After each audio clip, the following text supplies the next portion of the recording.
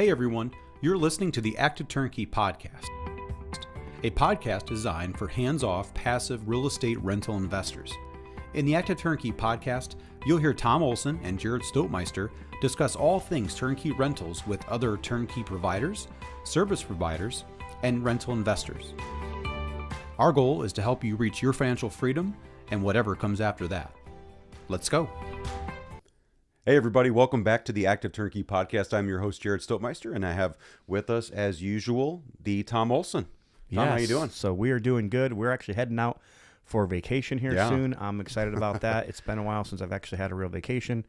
Hopefully we'll be able to relax. I'm sure I'll get some kind of text messages or some emails and stuff that I got to respond to. But we're going to have fun. Our family's going to go to Disney World with another family. We love to bring other people with us, so we're bringing my assistant, Aaron Price, or Six Dad, who assists me in the Free For All event, and their family as well. So Matt and Caitlin and AJ, and we're gonna have a good time with it. Right with that, before we get started, let's talk about some jokes we got, Jared. Jared, so we wanted to add this as part of the Active Turnkey Podcast, just to kind of keep it lighthearted a little bit. So what do you got for us, Jared? Okay, it's a very simple, it's a Bible joke for those of you who may not know the Bible that much. It's okay. We can go with it. I don't know if it's going to hurt you too much, but here's, you guys ready? Here we go. I'm ready, Jared. How did Delilah get into, wait, no, I actually need to back up. How did Delilah break into Samson's house? How did Delilah break into Samson's house? Yeah. I don't know. She picked his locks. Ha! She picked his locks. Okay, if you knew the Bible, you know that joke. Mm-hmm. If you don't, you don't. So you're going to have to read. Yeah. You're going to have to read about Delilah. That's right. And That's Samson. right. It's his hair. The power was in his hair. There you go. So he picked his locks. There we go. I've got one. Here you go, Jared. What do you call an old snowman? And I'm telling you, Northwest Indiana, we haven't had many snowmen this year. No. Which I'm not complaining. Oh, no. I'm good about totally that. Fine with that. But what do you call an old snowman? I got nothing. A glass of water. There you go. There you go, folks. So now you guys have been blessed for the day. You guys can laugh a little bit. But we're going to get into what. So there's been a lot of talk. I mean, social media has kind of blown up over this over the last couple weeks, especially just last week with this settlement decision from NAR, National Association of Realtors, and there's been this big lawsuit. So we're going to talk about that a little bit today. And even Jared was kind of reaching out to me, hey, what is this going to mean? So I'm assuming if the people in our own companies are asking what this is going to mean for you as an investor, we figured, hey, let's do a podcast about it. Let's talk about it. The first thing that I'll say is, and this goes for life. This goes for business. This goes for anything that happens, for the most part in life, is it's almost always never as bad as you think it's going to be, right? And it's almost never as good as you hoped it would be. Sure. Now, I know there's the occasional, this was better than my wildest dreams. Okay. I get it. I know that sometimes bad things happen that were unexpected. I get it. But for the most case, when you see things happening like this, it is pretty much just like, way worse than everybody wants to make it out to be. And there's a lot of people out there right now that are saying, oh, this is going to change real estate forever. Yeah. No. Not really. There are people that want to buy real estate, and there are people that want to sell real estate, and that's fundamental. It's nothing fundamentally is changing. People think it's going to cost more, cost less. Like, I just think those are both extreme opinions. I don't really think it's going to change much at all, if anything. So let's first just start, like, what was the lawsuit? I figured, hey, let's go back to that. We haven't talked about that on this podcast at all. But basically, the lawsuit claims that house prices have been inflated because sellers are forced to pay for buyers' real estate commissions, and it's not transparent, apparently. I mean, to me, somebody that's been in the business for a long time, I don't fundamentally agree with that at all. I believe that it's been transparent. Right. We've always known what the commissions were. We always knew what our costs were. But that's what the lawsuit claims. And it's just interesting in our legal system right now, Jared. I actually feel like we live in a sad time in our country because there's no personal responsibility to anybody, anywhere, for anything. Like, you can lie and sue somebody for anything and still win, even if the other person didn't do anything wrong. I'm sure, like, with the amount of transactions that happen, you can come up with some crooked people, just like there is in any industry, right? I think that it claims that the MLS wasn't transparent, or it actually alluded to and colluded almost with the agents to be able to, get higher commissions. It said that the commissions were fixed commissions. I'm telling you, like, I've known this for years. Like, commissions are not fixed; they're always negotiable. Now, there were probably some brokerages that said, I won't sell a house for less than this, but that's just their prerogative. Like, they're a business owner and they got to make a business decision. Just like an attorney may say, hey, I had an attorney this week tell me I won't do a half-an-hour consultation with you unless you pay me $250. Like, that's what his fee is. And then it also basically said that sellers were forced to pay the buyer's commissions, and they didn't think that might have been fair, and for one way or another that was inflating the prices. So that's basically kind of what the claim was. And Jared, just feel free to, like, break in here if you feel like you got any questions or whatever. So basically what's coming down the pipe here is the settlement. So the settlement basically is kind of an agreement between NAR and the plaintiffs here, saying that this is what we're going to agree to do, and these are the changes that we're going to agree to change on. And I'm not even 100% sure if it's actually been signed, but I know it's been agreed upon by all parties and it's going to be submitted to the court. But basically, it's about $500 million, which just blows my mind in this case. And it's being paid over several years, so it's not even like $500 million today. Sometimes you see these big lawsuits and you're like, if you're a business owner. If you're not a business owner, you probably don't ask this question because you don't understand. But if you're a business owner, you're like, how in the world can they even pay that kind of money? It's not like they just have that kind of money sitting around. And I think sometimes you hear these big numbers and those numbers don't actually ever get to those people. It's just a big number and just, a bunch of hoopla. So first of all, there is cash as part of the settlement. And then going forward, MLS can no longer have fields that actually are transparent and say how much the commission is. They can also no longer have a way for you to be able to sort by commission, because the claim here is that buyers agents were all scrupulous and they were all unethical, and every single buyer's agent in the whole country was only showing their clients properties that they were getting higher commissions on. That's basically kind of what they were claiming here in this lawsuit here. So basically, MLSs are going to get rid of those fields, and there's not going to be any way to be able to sort by how much the seller is paying in commissions. Second of all, fees are negotiable. I think this is hilarious because fees have always been negotiable. And it's interesting because a lot of the news media outlets right now are making all these claims and saying that, fees were never negotiable. Fees have always been negotiable. Now, obviously, there are, like I already said, there might have been some brokers that said, I won't sell your house unless, we get this much money. Right. But you were free to go to some other place and find somebody else that would do it for cheaper. So just like if I hire a roofer, just like if I hire a contractor, it's always been that way. So fees are negotiable.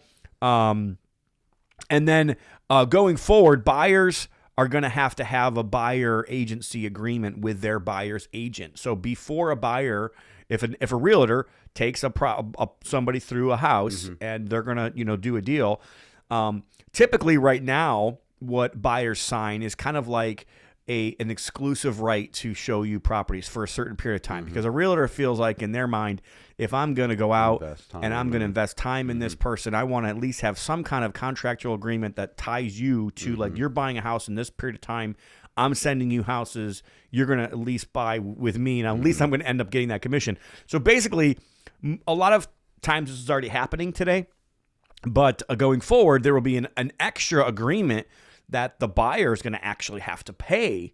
For that buyer broker. So that's what's going to basically end up happening at the very beginning when a buyer goes in. Then you start thinking, okay, so if I'm a seller of a property, what does this mean to me? Does that mean I don't have to no longer pay for buyer's commission? Well, no, you don't have to. From what this is saying, I think in reality, that's not going to be the case. I think in reality, nothing is really going to change for the most part. Maybe there's a little bit more conversation. Maybe there's a little bit more negotiation, and maybe you can decide what you're willing to give. But at the end of the day, a buyer wants to buy a house, a seller wants to sell a house, and if a seller really wants to sell the house, most of the time, especially in the affordable housing space, you've got to be willing to give whatever you're willing to give to be able to make that deal happen. Well, especially with today, a lot of our buyers that are buying our houses, especially in the price points we're at, a lot of the buyers, they need credits too. They can't afford to pay their broker or the agent and pay their closing costs. So and that honestly leads me to the whole point of I actually feel like that's why this whole settlement might be bad for real estate in general, because if it's bad for the buyers, then it's also bad for sellers, right? If buyers can't afford it, you're compounding the issue of unaffordability. Which is already an issue, and the whole premise of this was we're going to make it more affordable, and just and this is what I think I want to make sure my stance is on this, and I want everybody to understand this. Whenever there's a big lawsuit, or whenever the government wants to get involved and change something big like this, who ends up hurting? The people that they think they're trying to hurt never hurt. It's always the buyer. It's always the consumer. So don't you think as a buyer, this is a good thing for you? In my opinion, if anything, it's actually a bad thing for buyers in this. I actually think it might even help sellers, to be honest with you, to a certain degree. But at the end of the day, a buyer can only afford, I actually think it's going to increase the cost for a buyer to close on a property. Is it going to change the price? Probably not. I don't think it's going to effectively change the price at all. It is what it is. So would they at that point? I don't know if that's in a contract or a purchase agreement, but would that just more or less be part of their offer? Is that they would need the seller exactly? To pay So for the well, what's funny is, literally in the settlement, it actually even says, "Hey, this is the loophole." you negotiate that. It doesn't say loophole, obviously, but it basically says that sellers are still allowed to offer concessions, and this could be a concession that the seller can continue to pay. So right now you'll see an agent remarks, and you'll see, sellers willing to contribute up to $2,000 for closing costs, or sellers willing to put appliance package in, or sellers willing to whatever.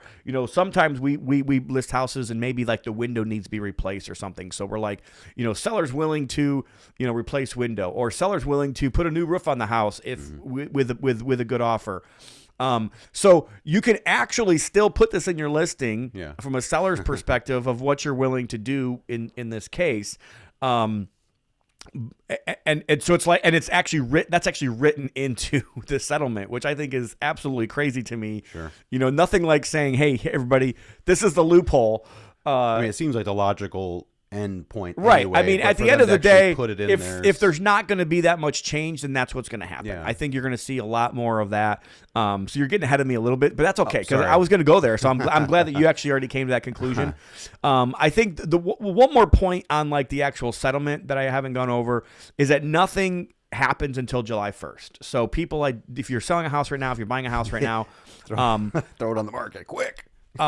Well, I think it's funny because some people are saying that. Yeah, some people are saying that buyers are going to try to buy before Sure. July 1st, Sure. so they don't have to pay for their commissions. And I think that's something that maybe some brokers can use and to probably tell because it is true. Is it materially true? I don't know. We'll kind of see how this whole thing plays out. Well, those of you investors who use the MLS and are buying distressed properties, you need to make sure you're saving that small number that your seller is going to be paying for you. I mean, you know what I'm saying? Like, it actually seems in that course, if I'm a buyer and I use the MLS as my acquisition piece and then I sell on the MLS as well, it seems like I'm actually hurting myself in this case. You know what I'm saying? Because if I'm driving prices down on the back end, which is really what they're saying, isn't that what they're saying? Is going to happen? They think that somehow this is going to make houses more affordable. I actually think that it's done the exact opposite. It's almost like whenever the government changes a rule about anything ever, they don't think about the unintended consequences. And the unintended consequence of this, in my opinion, is that it starts the negotiation at a different point. So basically now, instead of starting negotiation where seller's going to pay for both sides of commission, which is normal, it's not forced, although that's what they're saying, it's forced, but it's normal. So instead of starting the negotiation there and going from there, now you're starting the negotiation with, it's the buyer's responsibility to pay for the real estate commission. So to me, that's the biggest change of this entire thing. Yeah. Well, I guess my thinking through the sales perspective, my thought would be, how would that change the pricing if the comps are comps, right? So do we start from ground zero now on what comps were before because they were selling at say 200, and now we're going to cut that out because of realtor costs, and now the new normal is 195 or 190? What is, again, like comps are comps. I think that anybody that's been in real estate for any period of time, or anybody that's sold several houses throughout the years, knows that doesn't change anything. Like, what a house sells for isn't going to change anything. We still have inflation. There's actually a whole many more things pushing prices up right now than this is going to push prices down. Sure. Like I had a Facebook post this last week that's just said something about, like, since when did a $40,000 rehab become $80,000? Like, it literally, like a house I swear I used to be able to do a rehab for 5-6 years ago for $40,000. Today is $80,000, and it's just mind-boggling to me. But back to this. That's another podcast. It's a whole nother podcast, right? Sure. But back to this NAR settlement thing. One thing that I've seen get brought up quite often is flat fee listings. Okay, everybody's going to move to a flat fee. I don't think that's going to be the case. What does that mean for the listener? And I've actually, it's funny to me because I even had some people say, I've never even heard of flat fee listing. I'm like, flat fee listings agencies have been out for 10, maybe 15 years. I remember using one 9 years ago. In 2015, I used a flat fee on a property, and it was a property where I'm like, man, we just don't have a lot of skin in this, left in this. We don't have a lot of money. We were wanting to try to still, break a profit on it, and we did it. And it basically makes you do a lot of the stuff as the seller that the listing agent would normally do for you. It makes you confirm all the showings. It makes you show up to showings if people need you to be there. It makes you be responsible for the lockbox. It makes you be responsible for a lot of the paperwork and a lot of the back and forth that has to happen with the other realtor. That realtor doesn't do anything for you. They're literally you're basically paying to have it for access, putting it on the access, right? That's about it. And I personally didn't like it. Sure, I personally felt like my time was much better spent doing something else. Right. Now, I'll be honest with you. If I was a single homeowner and I was selling just my own individual residence that I was maybe living in, and maybe it was $1 million house, maybe at that point it might be worth an extra $30,000 to me. Like, that made a lot more sense than like saving $1,000 or saving $1,500, because you're still going to pay the flat fee listing agent something, and then having to do all his work for him. So. Well, if you're into that, we know. I mean, this may be a rabbit trail here, or what you want to call it, but this happens all the times with sellers who think they sell for sale by owner. It's the same concept, and they think they know the market, and the houses almost never sell. You got it. They think they can cut out the agent. And they don't know that they're almost always overpriced. They're under rehabbed. And the biggest thing I felt like I was missing out on when I went the flat fee listing route was I no longer get a new network. So like, it's not just the listing, the availability to put a listing on a certain website, because that's basically all you were getting. It is like now their network. So like at least locally here in our Northwest Indiana, there's a lot of little local networks, and if realtors know about your property, they're going to go tell other people. And that's the real benefit that I felt like we got from it. So I think our houses sell quicker if you are listing with an agent that actually has a network. Well, just this week we're working with one of our agents in Pensacola, and we feel like the price should be higher than what he was thinking. Right. However, and we had that even here before, years and years ago, before Becky was a broker, we were using a local, and we may have disagreed on what we were seeing on comps, but it was always nice to have somebody else telling you who does this for a living, hey, I don't see it. You need to do this, or you need to do that. Having someone do that for you, because we can always, we never tend to deflate our value. We always overinflate the value. And that's the one thing I want everybody that's listening to this podcast to kind of go back and reconsider. Like, what is the true value of that realtor in that transaction? And then like put a price tag on that. And you just got to make that determination. Yeah. Do I think that I actually think real estate commissions might slip a little bit with this? I could see that potentially being, an unintended consequence. Maybe that happens. From my personal opinion, I believe if you're in the affordable housing realm, those realtors are not making that much money. True. I actually personally think you get up over $500,000, and I know some people are listening to this are saying, "Oh, starter home in my area is $750,000." Whatever. All I'm trying to say is there is a little bit of how much work is somebody putting in? Sure. How much time are they spending in? What is the value of their knowledge? And I'm sure there's some arguments for, $1 million are worth more. I just don't personally see it. I personally believe that this will it might lower commissions in the higher price ranges. And it might honestly, personally, it might raise commissions on the lower end, because now instead of it being one, you might see agencies that say we don't list $100,000 houses for less than 5%. So it actually, I actually think that there's definitely reasonable argument to say that, how is this going to affect who are the winners or losers? Well, hey, like real estate could all become more expensive because of this, especially in the affordable housing realm, because those same people can go and sell a house 5 times the amount of money and make 5 times the amount of money with the exact same amount of work. So just put all of that in the back of your head and just think about that. Winners or losers. So like, what does this really mean? That's kind of how I wanted to end the podcast, right? So who are the winners and who are the losers? So in my opinion, there's really only one big winner in this entire lawsuit. Drum roll.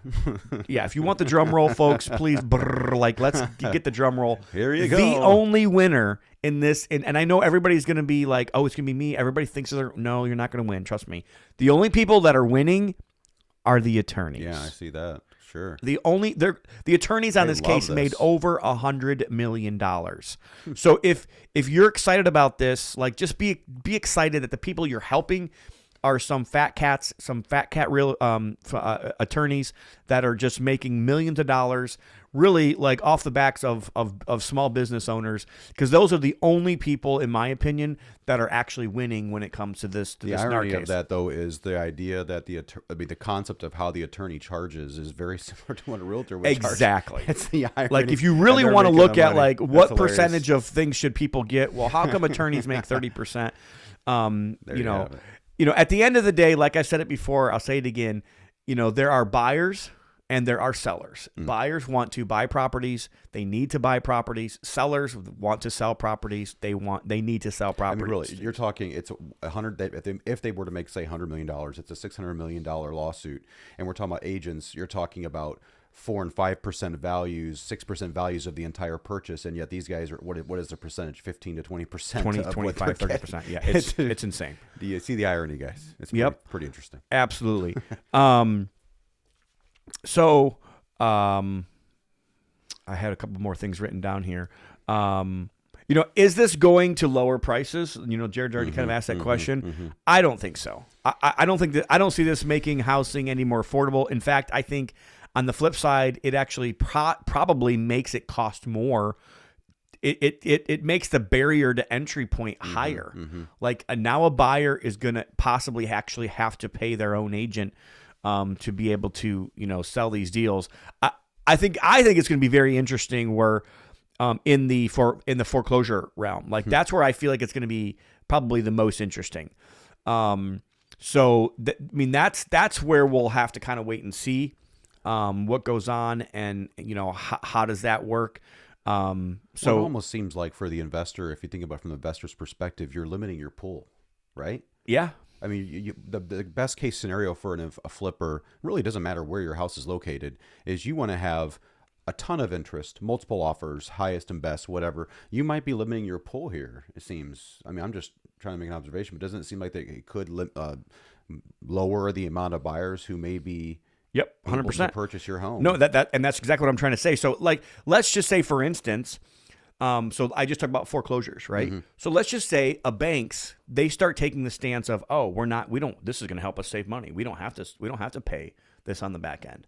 Well, then what happens to their buyer pool? Now, all of the buyers that were going to buy that were homeowners, more than likely are going to say, we're not going to buy this house. Sure. So who's going to buy the house then? Yeah, the investor. The investor. Yeah. So actually, I think there, it potentially, and I don't know. Again, we don't know how this is going to play out because, and now it gives a little bit more decision making to those sellers and to those realtors. So like realtors, I think, have to be the most proactive here on how they're going to handle this. We're actually doing a meetup group here locally, and then my next meetup group person is going to be Kevin Hutnick, who owns Listing Leaders Corporate here locally, and they did over $1 billion in transactions last year. And so he's going to talk a little bit about the NAR thing. He's going to talk about being a real estate investor, and he's also going to talk about just being a realtor in general, but like I think we have a new MLS in our area. He's going to kind of like go over how to run comps and that as well.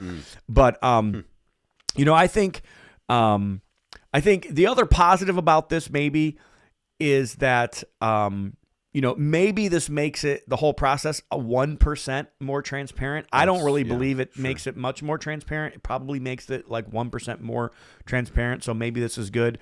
And it's possible. I think from a real estate investor's perspective, it's possible that we may be able to have a better chance of getting foreclosures.